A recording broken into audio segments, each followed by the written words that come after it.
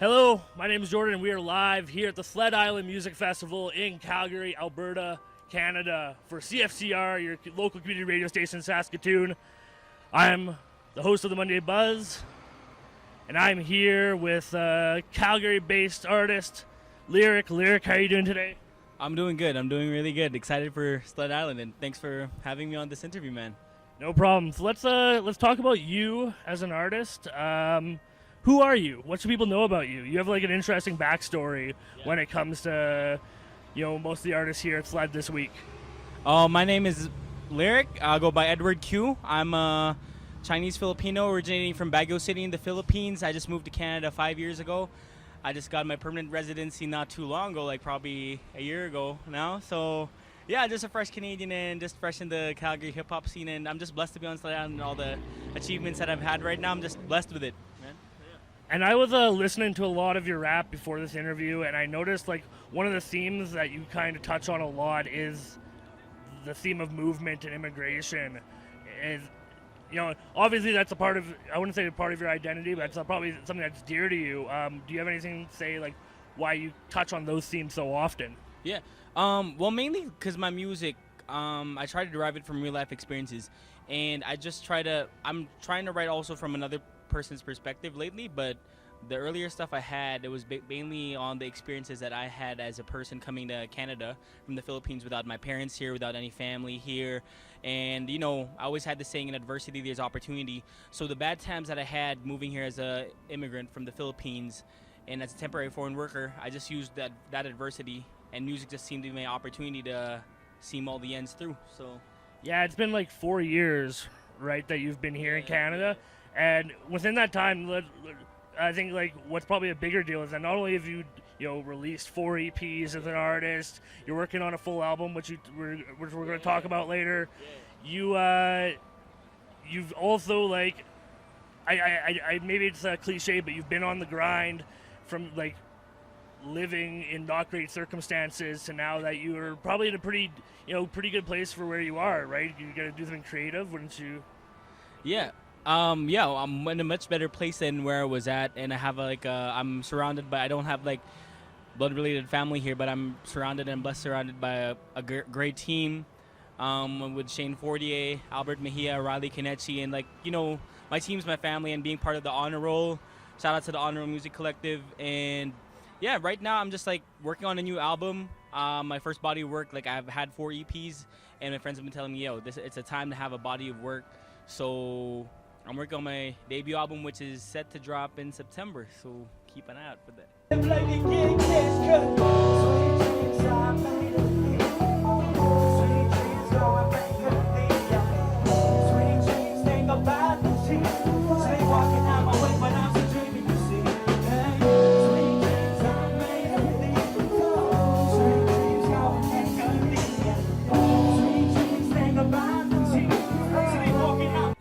As the world, we were talking about this before the camera rolled. We were talking about how small this world is.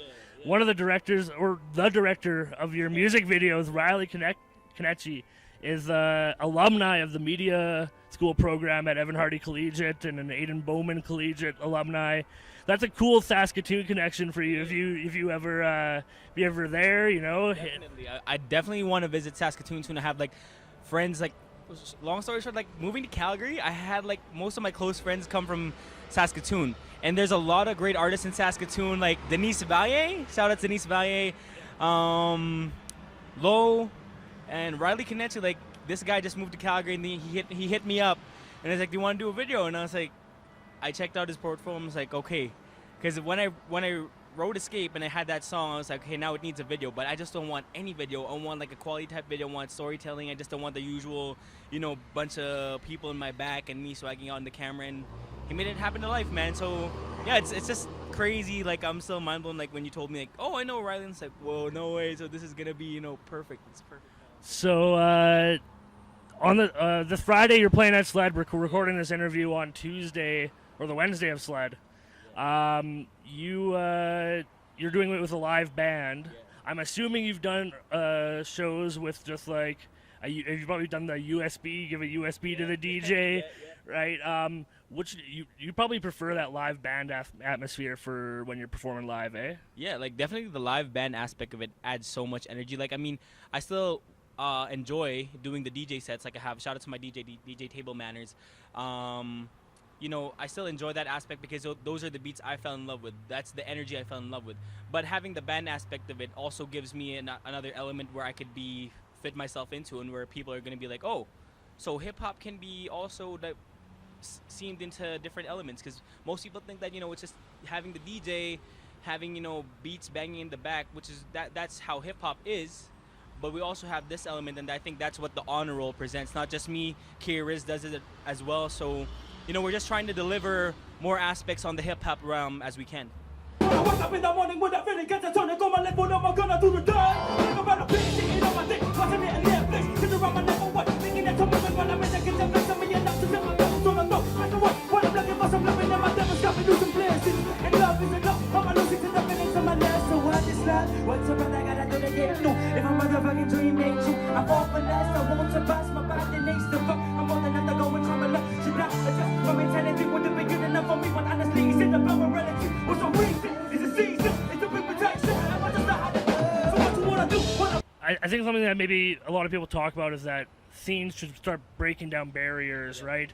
And have you ever done like shows with like people who aren't rap artists? Have you done like shows with different type of musicians before? Yes, definitely. Like my homie Shane Fortier always pushes me in doing different shows. Like I've done an acoustic hip hop show. So I've done it at a cafe where it's like most people are there for folk music, but then this guy's like, oh, so he's actually like rapping and while playing guitar, because before being a rapper I was an instrumentalist, so I tried playing guitar and rapping at the same time, doing covers as well, like classic Outkast covers, J. Cole covers, just to show that, you know, this is hip hop, this is rap, but it could also be fused into different elements, which I know you guys enjoy in that environment. I tried to break through the seams of that, and like I said, people in my team pushes me to do that, and yeah, man. And probably my last question is, what's your favorite rap album so far this year? Favorite rap album so far this year? That's a tough one. Could it be two, or yeah, man. Honestly, I really like Pusha T's album. I really like it. The one with Kanye produced? Yeah. Like Daytona was pretty fire. It was low-key fire. And of course, I'm a huge J. Cole fan, so I gotta throw KOD in there. KOD and Daytona are probably my top albums as of this year. But I still gotta say, Childish Gambino killed it with This Is America. It's not an album, but he killed it on that one. So yeah. What do you think of, and then maybe that's the last question, but with rap albums might be moving to shorter set lists, it's like, or track lists, right? Yeah. You know, Daytona had 7, Kid See Ghost had 7, Ye had 7. So what do you and maybe that's just an anomaly because Ye produced all 3 albums. Yeah, right. But do you see that maybe becoming a trend in rap? I think, and funny thing, because me and a bunch of friends had a debate on this, or like was sharing opinions on this, and I think, you know, people can, like, there are artists here, like Migos dropped I forget how many track album, but the thing is, you know, quality over quantity. So it doesn't matter if you're up, because Grammys categorize albums as if you have 7 songs, that's categorized as an album. It could be nominated for a Grammy, could be nominated for a Juno. And I think if you have 7 solid songs, as compared to a guy with 15 songs, and then among the 15 songs, only 2 resonated with the audience, then I think that's a waste of like the other tracks. Not saying it's a complete waste, but, you know, if you have 7 solid songs, I think that if that's a trend that it's gonna push artists to be like, you know, I'm not gonna put out as much quantity, but I'm gonna make sure that the 7 that I release are quality, where people, different ages, different races, different, you know, genders aside, would listen to. So yeah. Open my eyes, temptation all around me, what am I to feel? Listen to the lines, it's blessings on prime, succumbing to reality I feel. Helpless and hopeless, all dreams and ambitions, and lucid, but knowing all my strength and intuition. Telling me, listen to me, you'll be winning. You're tired of losing, then go get the city, yeah. I wanna be a winner, but I'm sick of taking over people, no one look at me today. Well, you better go and listen, now you're turning your ambitions to reality, so better go my way. I pray the Lord for my soul. And if I live through my things, he provides me the pay. It's always on enough, it's enough. Thank you very much for the interview. I really appreciate it. Check out the coverage on YouTube this week for CFCR. I want to shout out Paved Arts for providing the camera equipment. They were real helpful in this, and they'll be providing the camera equipment all week. See you guys around.